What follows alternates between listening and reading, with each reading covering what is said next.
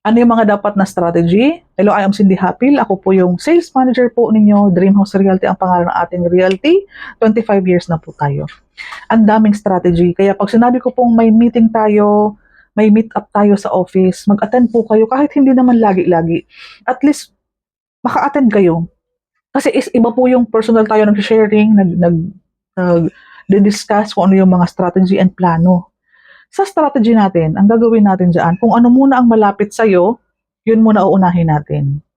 Naik Cavite, Northdale, Pagsibol, Pasinaya, Pagsikat, Pacific Town, Naik, Kaya Homes, Leora, madaming project na malapit. Doon muna natin simulan. Okay?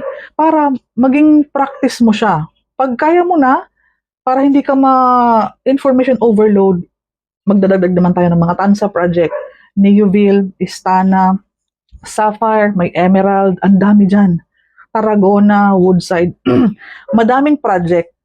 Ikaw na lang po talaga ang susuko. Pero syempre, hindi mo naman pwedeng mai-offer lahat. So mag-strategize ka. As baguhan, i-expect mong baby step. Baby step.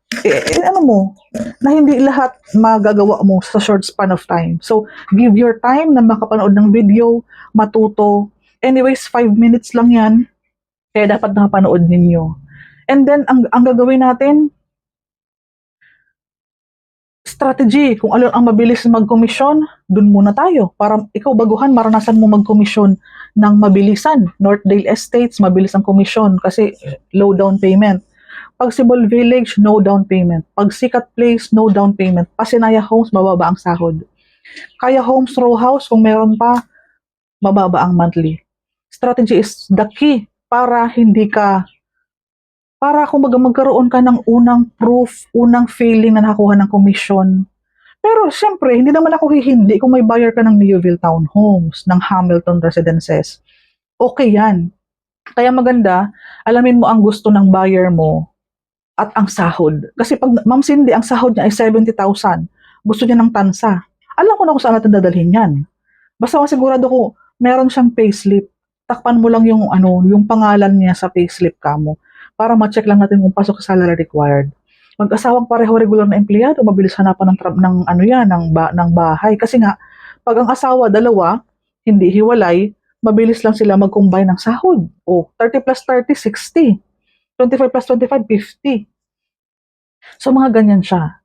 So, ang strategy, malapit muna, everyday posting, more practice, panoorin mo kung ano yung mga requirements, paano mag-complete ng requirements.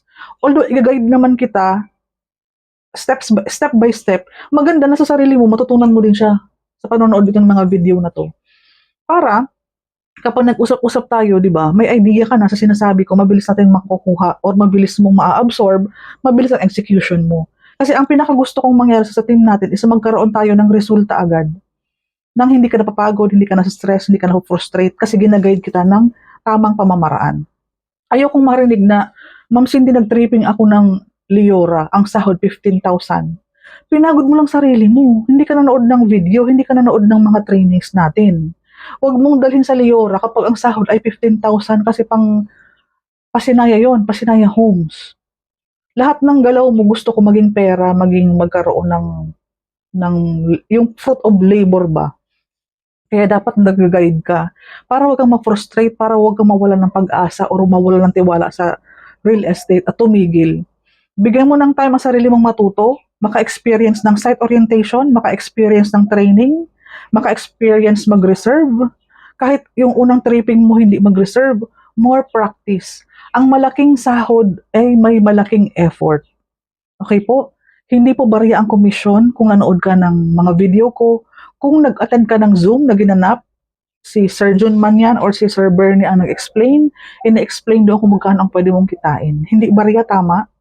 So again, dagdagan mo ang effort mo kung gusto mong mas dagdagan pa ang commissionable mo or ang income mo sa larangan ng real estate, ha?